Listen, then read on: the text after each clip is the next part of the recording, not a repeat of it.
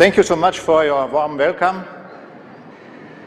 There are 5 most important events in time. The creation, a very important event. We cannot understand this world if we don't see the creation. Then the fall of man, then the great flood. And then you see here on the time axis the cross. Jesus Christ came in this world and he went on the cross and he is resurrected. And that's the reason that we go to the heaven. And he will come back. It's the second coming of Jesus Christ. So you see, the great flood is one of this event on the time axis. Let me give a few questions about Noah's Ark so that we understand this very amazing ship. Which ship was not commissioned by any human being and yet it existed? Which ship owner had only one ship and yet this ship, which did not even have a name, was world famous? In the course of history, all sorts of different ships have been built. Ore freighters, tankers, passenger ships, submarines. There is this constant demand for these sorts of vessels, and so they are continually being built. Which ship was built for only single purpose? Which ship was built to be used only once, purely for its maiden voyage?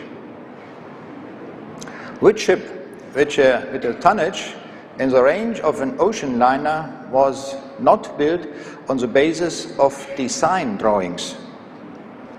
Normally, ships are built on land. When they are completed, the ships are launched by sliding them into the water. Which enormous ocean-going ship was never launched in this way? Which ship's freight was so valuable that each one of us still benefits from it today? Which ship was used on an endless body of water much bigger than the Pacific Ocean? Which ship of comparable size and importance was built exclusively by laymen? Which ship set sail without knowing its destination? It's the only ship in history with these special points. What is the description? This ship was commissioned by God. He was the owner of this unique ship. The design plans for this ship were also drawn up by God. God was the helmsman of the ship. That is why it needed neither a compass nor a rudder. This ship was built in Noah's shipyard. He was neither a trained shipwright nor an engineer, but a nomad and cattle breeder. However, when God was looking for someone to do the job, he chose Noah because he was the only one he could trust.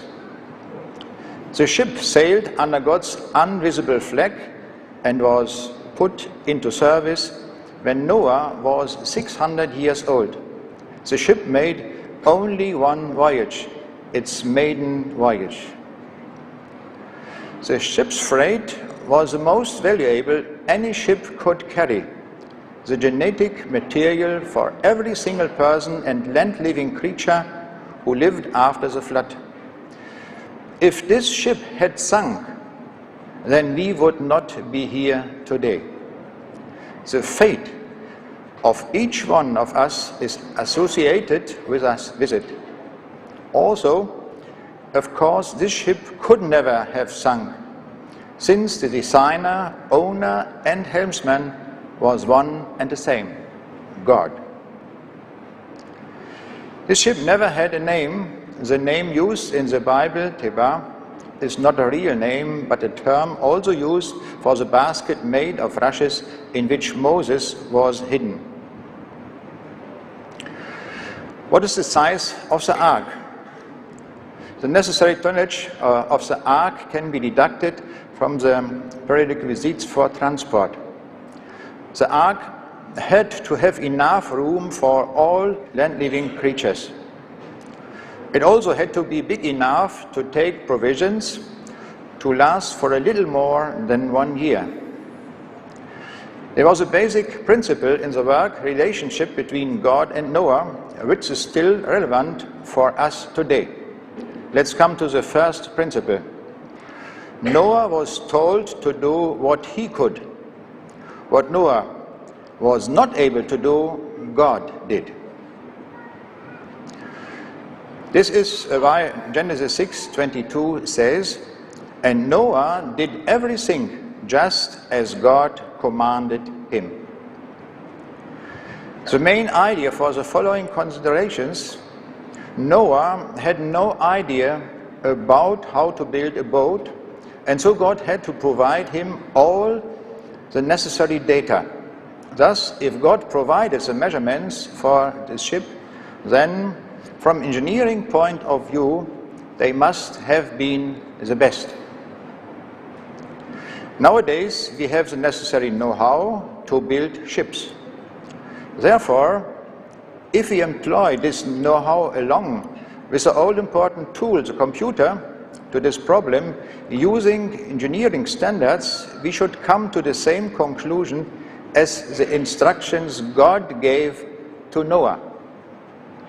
Noah had no idea about how to build a ship, and he could never have imaged how big a ship would have to be to fulfill the given purpose. So God gave him the instructions for the size of the ship. The measurements of the boat were 300 cubits long, 50 cubits wide, and 30 cubits high. That gave the cubic capacity of 37,500 cubic meter, or a tonnage of 13,250. What are the important viewpoints for the construction of the ark? Let me give a few points. First one, enough space for all land-living beings. That's what we read in Genesis 6, verse 18 to 20. "But I will establish my covenant with you, and you will enter the ark, you and your sons and your wife and your sons' wives with you. You are to bring into the ark 2 of all living creatures, male and female, to keep them alive with you. 2 of every kind of bird, of every kind of animal, and every kind of creature that moves along the ground will come to you to keep alive." And the next important point is enough store for 371 days. It's a little bit more than 1 year. In Genesis 6:21 we read, "You are to take every kind of food that is to be eaten and store it away as food for you and them." On this picture we see what happens during 371 days. 40 days it rains, then the flood was on the highest level, and then it goes down. The Bible describes it very exactly what happens on the different days, so that we can make such a construction, such a diagram as shown here. Now let's come to the most important thing for me on this evening. Number 3, taking measures for construction.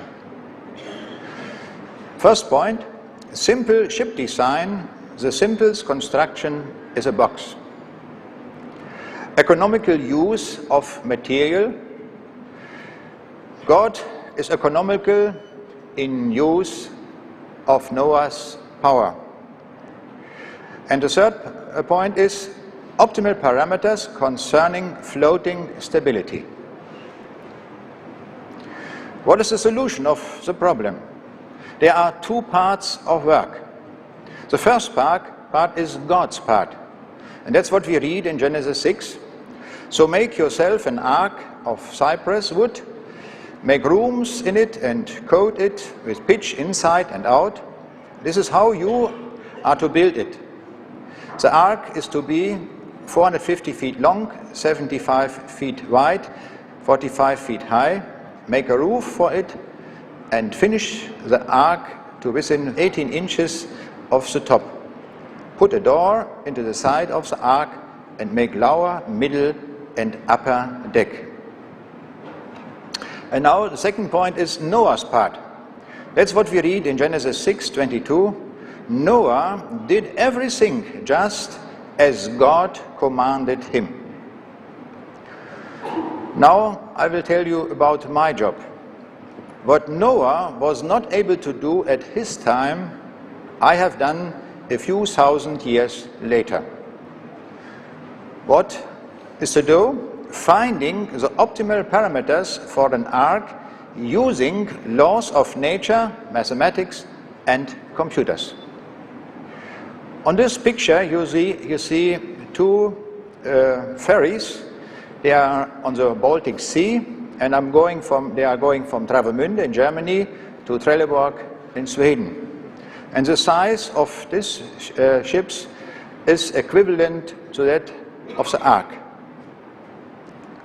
Noah's Ark is often used for cartoons and books for children. And what we always see is, in most cases, the ark is illustrated as a very small ship. At home I have a very old Bible, and from this Bible you see the first page, Genesis 1, in old German letters. And this Bible is my oldest Bible. It is a Lutheran text, printed in 1720. It is also my heaviest Bible. It weighs 11 kilograms. Maybe one of you have a Bible which is heavier than this. It's also my most expensive Bible, several thousand euro.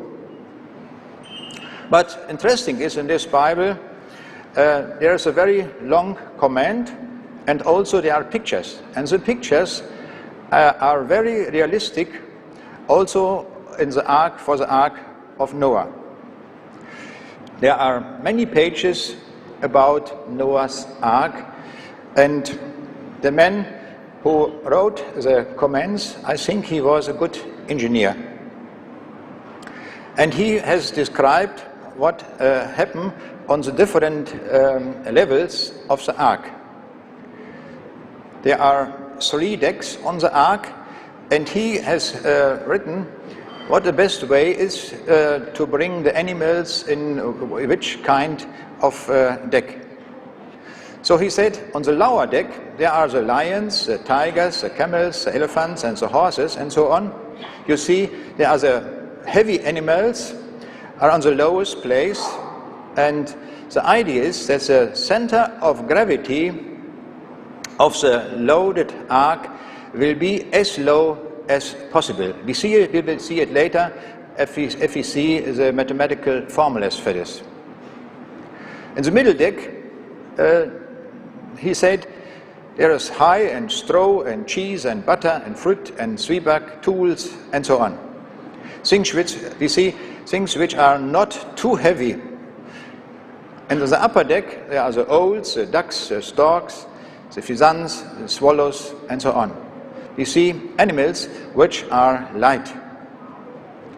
So now let's come to the material requirement.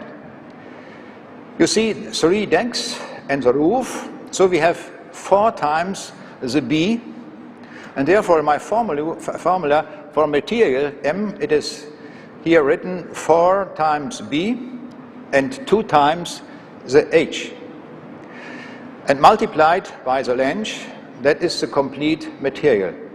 And this should be a minimum.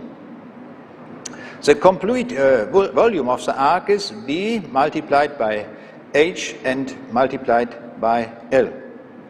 Now we can calculate a few formulas, and I have defined a special quotient Q. Q is the volume of the ark divided by the material required. And that's a very interesting quotient. You see, we can write this formula in two parts, A1 and A2. A1 depends only on absolute values, and the second part, A2, depends only on related values. That's what we see on the formula here once again. So we come to a formula A2, and this A2 should be a maximum. About the expression A2, I can say